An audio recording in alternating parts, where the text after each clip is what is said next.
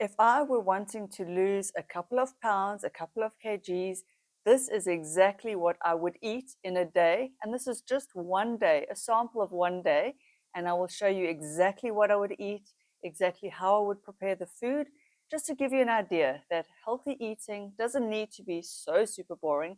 I mean, it is kind of boring in that it's not pizza and ice cream and chocolate cake, but it can still be really delicious. And of course, it's nutritious. It can be very filling and satisfying. And for those of you who are new here, my name is Louise, and I'm an ex-bikini competitor. And I have all the knowledge from those days just burning inside of me that I want to share with you. And so the meals that I'm going to share you for today would be kind of along those lines, which are healthy, they're lower in fat, and they are high in carbs and protein to fuel your workouts and your muscle recovery. And so if you do any kind of working out, you do want to make sure you're getting enough protein. And I just speak from that kind of experience. I have done keto coach training, but I don't believe that keto is the way to go for most people. If that works for you, that's great. This is not that video. So I always start my day off with a single square of Lindt dark chocolate, usually the 70% mild. Whoa, hard to break here. It's broken unevenly. Usually just one square, that's actually broken a bit bigger, but oh well. And that I kind of do every day regardless of whether I'm dieting or not dieting. And when I say dieting, I don't mean yes, restrictive, but for me, dieting just means an eating plan. So following some kind of structure to my eating. And then obviously, like everyone, like most of us, I start my day off with a cup of coffee. And usually I have two because it takes me a while to just wake up and get going, and it helps get the bowel movements going, if you know what I mean. So cheers to starting the day. I only have caffeine for the first 2 cups, and then I move on to decaf. I know there's debate about whether decaf is healthy or not, but that's how I start off my morning first thing when I wake up. And then I move on to oats, and I'll show you exactly how I prepare them. Now, when I'm having oats, I do prefer the steel cut oats. You do have to cook them for about 20 minutes to half an hour because they are obviously the purest form of oats. The other one I do like are the quick cooking oats. I think these take 2 minutes. That's for if you're in a rush. And what I love about oats is, yes, they have a bit more fat than, let's say, a slice of white bread. So I'll show you here. And this is how you need to be if you want to be serious about your weight loss journey. You've got to read the labels here. So let's see here. The total fat, 6.2 grams. It's not super high, but it's higher than a lot of other carb sources. For example, sweet potato would be pretty much 0. This one here, the total fat is 7.6 grams per 100 grams. And so I'm not saying that oats are high in fat, but just bear in mind that all foods do contain some fat. And when I am trying to lose weight, oh, my cupboard is open. That doesn't look so good. When I'm trying to lose weight, I prefer to do it in a more higher carb, high protein, lower on the fat side. I have done keto. I just found it didn't give me the energy and the strength required for any kind of physical workout. So for me, it doesn't work. For you, that may work. And then, of course, you would need the higher fat foods. But for me, I want to keep total fat to around 30 grams a day. And so you need to take into consideration that the oats do have, like there, 7 grams of fat per 100 grams of oats. And just bear that in mind, because if you're going to add egg with your oats, so I would add 1 whole egg and an egg white, and I literally cook it in. I'll show you now with some sweetener that gives you fat, protein, and carbs in a healthy breakfast. You just need to bear in mind that there is fat in there, and it does add up quite quickly throughout the day. Now, if you really want to get accurate and precise, I've measured out a third here. That's a third cup, a third of a cup of the oats, and they weigh 28 grams on the food scale.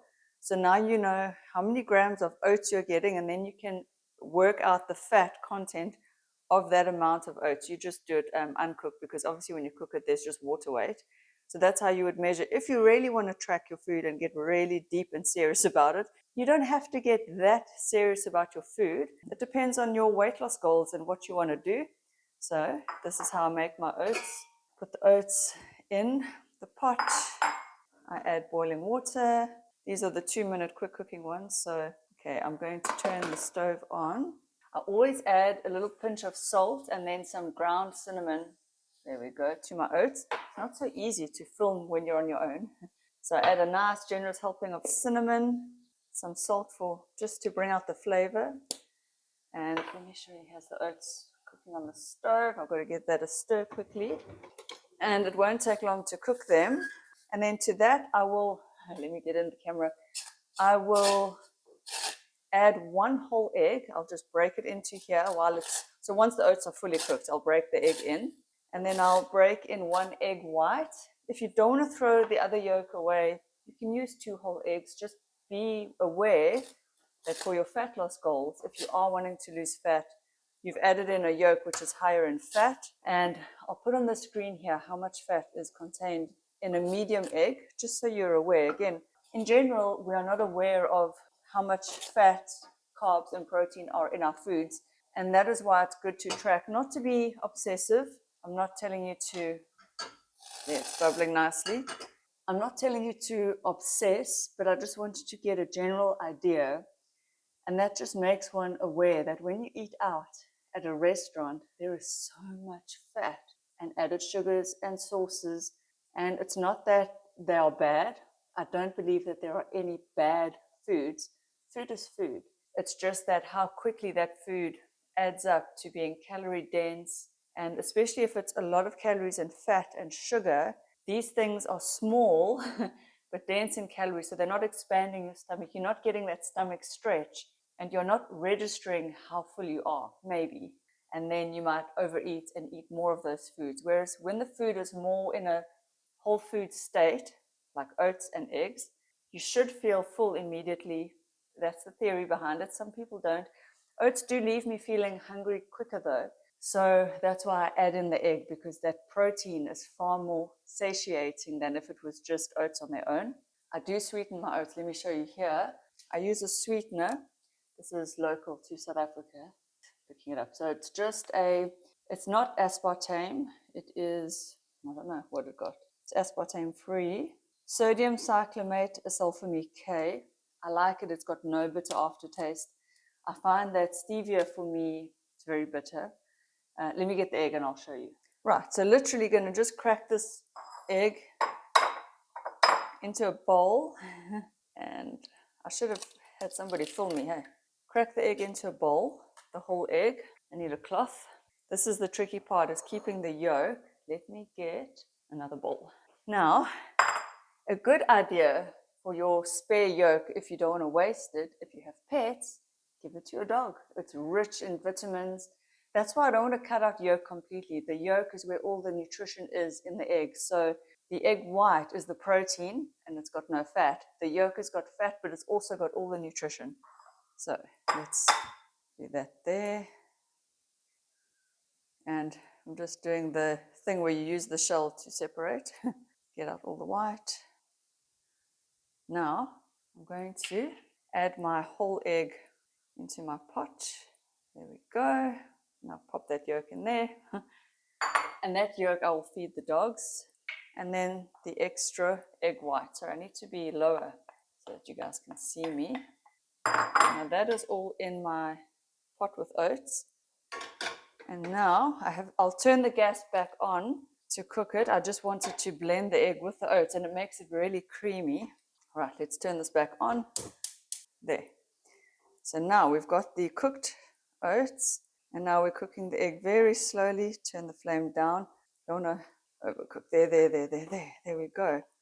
And so you cook it until the egg's just cooked and creamy. Nice. There we go. And then I'll add 1 or 2 sweeteners to taste. You can add honey, and it's not that sugar is bad. I just suffer with hypoglycemia, as I've mentioned in a previous video. So, and that's it. Ta-da! You can see, there we go. Creamy oats with egg, some sweetener for the sweetness, salt to bring out the flavor, cinnamon, and there is your healthy breakfast. And now I've come back from gym, I've had a workout, and so I'm going to have a mid-morning snack. I'm going to have these roasted cashews. I know they're roasted and salted. It's not ideal.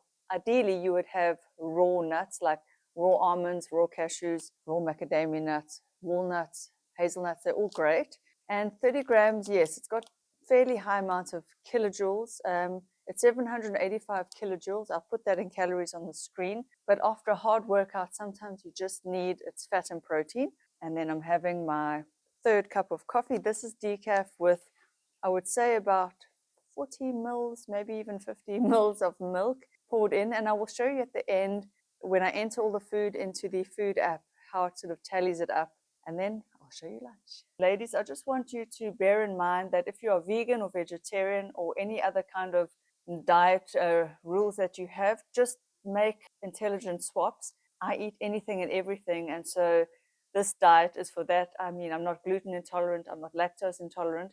If you are intolerant, you're going to have to make swaps. If you're vegan or vegetarian, you're going to have to make the protein swaps that are right for you and your diet. So this is just an omnivorous diet for somebody who has no diet restrictions. So use the building blocks that I'm giving you. So carbs where there's carbs, protein where there's protein, fat where there's fat, and you can swap in and out any carb source, protein source, or fat source that you enjoy, that works for you.